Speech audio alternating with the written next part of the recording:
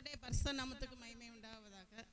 இப்பொழுது நான் ஒரு சின்ன பாடல் ஒரு லைன் மட்டும் பாடிட்டு அதுக்கப்புறம் நான் என்னுடைய சாட்சி சொல்கிறேன். துதி செய் மனமே நீதம் துதி செய்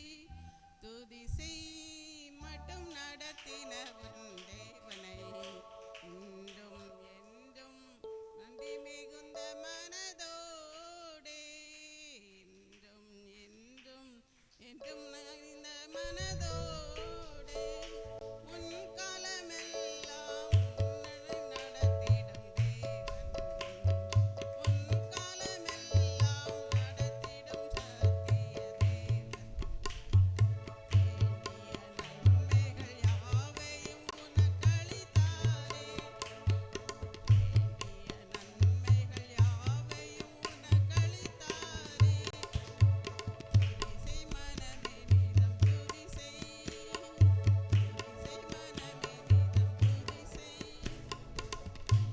கர்த்தருடைய பரிசுத்த நாமத்துக்கு மகிமை உண்டாவதாக. இந்த வேளையிலும் கர்த்தரினை இந்த இடத்துல நிறுத்தி உங்களுக்கு முன்பாக சாட்சி சொல்லத்தக்கதாக கிருபை செய்தபடியால் நன்றியோடு ஆண்டவரை ஸ்தோத்தரிக்கிறேன். நானும் என்னுடைய கணவரும் சித்தேரி மலை, அதாவது தருமபுரி மாவட்டத்தில் உள்ள சித்தேரி மலையில் 30 ஆண்டு காலங்கள் நாங்கள் ஆதிவாசிகள் மத்தியில் பணிபுரிய தேவன் எங்களை தெரிந்தெடுத்தார். என்னுடைய கணவர் அரசு அதிகாரியாக இருந்தாங்க, கவர்மெண்ட் ஜாபில் தான் இருந்தாங்க. அதனால ஆண்டவருடைய அழைப்பின் பேரில் முழு நேர ஊழியக்காரராக நாங்கள் அந்த மலைப்பகுதியில் பழங்குடியினர் மத்தியில் நாங்கள் ஊழியம் செய்வதற்காக கர்த்தர் எங்களை அழைத்ததுனால நாங்கள் அங்கே போய் ஊழியம் செஞ்சோம். அந்த ஜனங்கள் பார்த்திங்கன்னா எந்த ஒரு படிப்பறிவு இல்லாத ஜனங்க, அவங்களுக்கு சரியாக ட்ரெஸ்ஸு கூட பண்ண தெரியாது. அந்த மாதிரி ரொம்ப பின்தங்கிய நிலைமையில் இருக்கிறவங்க. அவங்களுடைய பிறப்பு பார்த்திங்கன்னா ஒரு லேடிக்கு அவங்க டெலிவரி ஆகணும்னா அவங்க காட்டுக்கு தான் கொண்டு போகணும், கூட்டிகிட்டு போய் அங்கே தான் அவங்கள டெலிவரி பண்ண வைப்பாங்க. அப்புறம் வீட்டுக்கு கூட அவங்கள சேர்க்க மாட்டாங்க, வெளியே தான் இருக்கணும். அதே நேரம் வயசுக்கு வந்தாலும் அப்படி தான் அவங்கள தனியாக ஒரு கொட்டாய் போட்டு அப்படி தான் உட்கார வைப்பாங்க. ஏன்னா அவங்களுக்கு அவங்க சாமியை அதை தீட்டுன்னு நினச்சி அவங்க வீட்டுக்குள்ளே சேர்க்க மாட்டாங்க. சாமியை அதை அவங்கள தண்டிச்சிருவாங்க அப்படின்னு சொல்லி. அப்புறம் அவங்களுடைய திருமணம் பார்த்திங்கன்னா ரொம்ப எத்தனை கல்யாணம்னாலும் அவங்க பண்ணிக்கலாம். சின்ன வயசுலேயே பிள்ளைகள்லாம் கல்யாணம் பண்ணிக்குவாங்க, எத்தனை மனைவினாலும் அவங்க சேர்த்துக்கலாம். அப்படிப்பட்ட அவங்களுக்கு எந்த ஒரு கட்டுப்பாடு அந்த மாதிரிலாம் கிடையாது. அவங்களுடைய தொழில் விவசாயம் தான், ஆடு மாடு மேய்க்கிறது. அப்படி தான் அவங்க தெய்வ மேலாம் அவங்க ரொம்ப பக்தியாக இருப்பாங்க. அவங்க ராமர் குலத்துலேருந்து வந்தாங்க அப்படின்னு சொல்லி அவங்க இந்து மதத்தில் அந்த ராமர் மேலே ரொம்ப பக்தியாக இருந்து செய்கிறது மாத்திரம் இல்லை, சாமி மேலேயும் பக்தியாக இருப்பாங்க. பிசாசுக்கு செய்ய வேண்டிய காரியத்துலையும் அவங்க பயந்து செய்வாங்க. அப்படின்னா தான் செஞ்சால் தான் அவங்க நிலத்தில் எதுவுமே அதாவது நஷ்டம் வராது அப்படின்னு சொல்லி அவங்க ரொம்ப பயந்து அவங்க செய்வாங்க. அப்படியே அவங்க எல்லாமே ரொம்ப மூட பழக்கவழக்கம் உண்டு. சரி, ஒருத்தவங்க இறந்துட்டாங்கன்னா அவங்கள தூரமாக கொண்டு, அதாவது வீங்கி செத்துட்டாங்க அல்லது அம்மா செத்துட்டாங்க அப்படின்னா 2 பாறைக்கடையில் காட்டில் கொண்டு போட்டுருவாங்க. இலையெல்லாம் மேலே பரப்பி விட்டு அடக்கெல்லாம் செய்ய மாட்டாங்க. அப்படி அடக்கம் செஞ்சோன்னா அவங்க தெய்வத்துக்கு அது ரொம்ப ஒரு குற்றம், தெய்வ குற்றம் அப்படின்னு சொல்லி பயந்துக்குவாங்க. இந்த மாதிரி அவங்களுடைய பழக்க வழக்கங்களும் பார்த்திங்கன்னா ரொம்ப மூட பழக்க வழக்கம் தான் இருந்துச்சு. அப்புறம் அவங்க காட்டில் போகும்போதெல்லாம் சாப்பாடு ஏதாவது எடுத்துகிட்டு போகிறாங்கன்னா அதில் அந்த பச்சை இலையெல்லாம் அந்த சாப்பாட்டு மேலே வச்சுட்டு அப்படி தான் போவாங்க. அப்படி போனால் தான் அந்த பிசாசு இவங்களை தொடராதான், காட்டில் இருக்கிற பிசாசு. அந்த மாதிரி அப்படி அவங்களுக்கு ஒரு நம்பிக்கை உண்டு. இப்படி சொல்லப்போனால் நிறைய சொல்லலாம் அவங்கள பற்றி. ஆனால் அப்படிப்பட்ட இடத்துல போய் நாங்கள் எப்படியாவது ஆண்டவர் பற்றி சொல்லணும், அவங்கள ஒரு நல்ல வழியில் கொண்டு வரணும் அப்படின்னு சொல்லி தான் ஆரம்ப நாட்களில் ஒரு வசதி கிடையாது, ரோடு வசதி கிடையாது. நடந்தே 28 கிலோமீட்டர் நாங்கள் நடந்தே போவோம். எங்களுக்கு பிள்ளைங்களாம் அங்கே தான் போய் பிறந்தாங்க. சின்ன பிள்ளைங்களாக இருப்பாங்க, கையில் ஏந்திட்டு அப்படியே ரோட்டில் மலை பார்த்ததான் அதில் தான் தூக்கிட்டு நாங்கள் போகணும். பாலம் மற்ற எந்த கடைகளும் அப்புறம் ஹாஸ்பிட்டல் எதுவுமே கிடையாது. அந்த இடத்துல தான் நாங்கள் குழந்தைங்கள வளர்த்தோம். பள்ளிக்கூடமும் கிடையாது.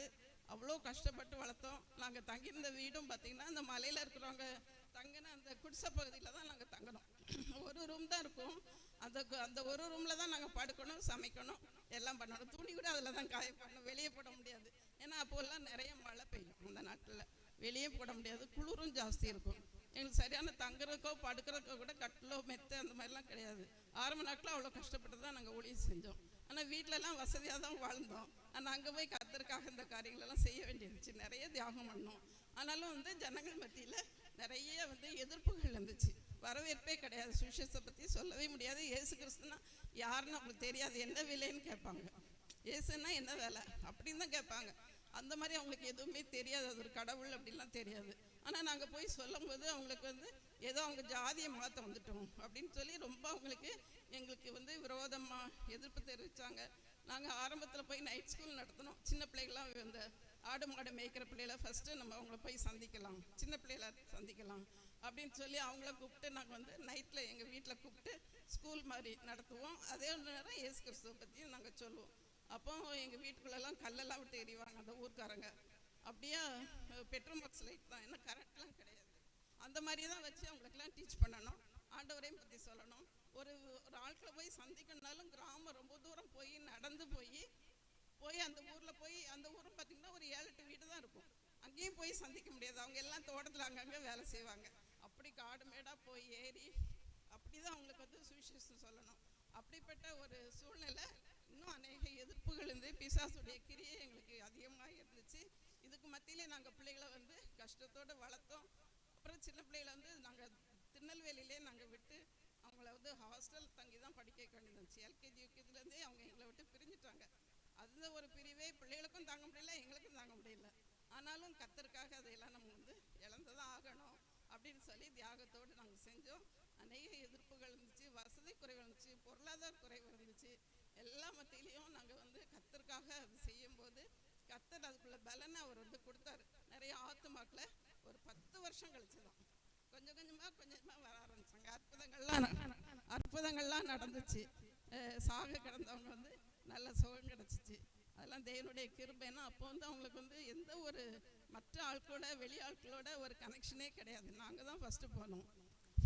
அதிகாரிகள் மத்தியிலே எங்களுக்கு எதிர்ப்பு இருந்துச்சு. ஃபாரஸ்ட் அதிகாரிகள், அப்புறம் கவர்மெண்ட் அதிகாரி, அவங்க மத்தியிலும் கூட எங்களுக்கு இவங்க ஏதோ இங்கே புதுசாக ஏதோ பண்ணுறாங்க அப்படின்னு சொல்லி அவங்களுக்குள்ள அப்படி ஒரு எண்ணம் இருந்ததுனால ரொம்ப இடைஞ்சல் பண்ணாங்க. கவர்மெண்ட்டில் கூட எங்களுக்குன்னு என்கொயரிலாம் வந்துச்சு.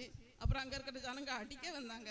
இப்படியே பல இடையூறு மத்தியிலையும் நாங்கள் ஃபஸ்ட்டு நாங்கள் போனோம். அப்புறம் குரூப்பாக மற்ற மிஷினரிஸ்லாம் வந்தாங்க. நாங்கள் நைட்டில் போய் ஒரு கிராமத்தில் போய் ஜனங்களெல்லாம் சந்தித்து பாட்டு பாடி அவங்களுக்கு சாட்சி சொல்லி சுவிசேஷம் சொல்லி அப்படி அதில் ஒரு சிலரை ஆண்டு தொட்டதுனால அற்புத சுகம் கிடச்சிது. ஒரு அம்மாலாம் இறந்து போயிருந்து சூழ்நிலை 3 நாள் ஆச்சு. இப்போ உயிர் போயிடும் அப்படின்னு சொல்லி அவங்க சொந்தக்காரங்களாம் கூட்டிட்டாங்க. மூஞ்செல்லாம் வீங்கி வயிறெல்லாம் வீங்கி சாகிற நிலைமையாயிட்டு கோடி துணிலாம் எடுத்துட்டாங்க.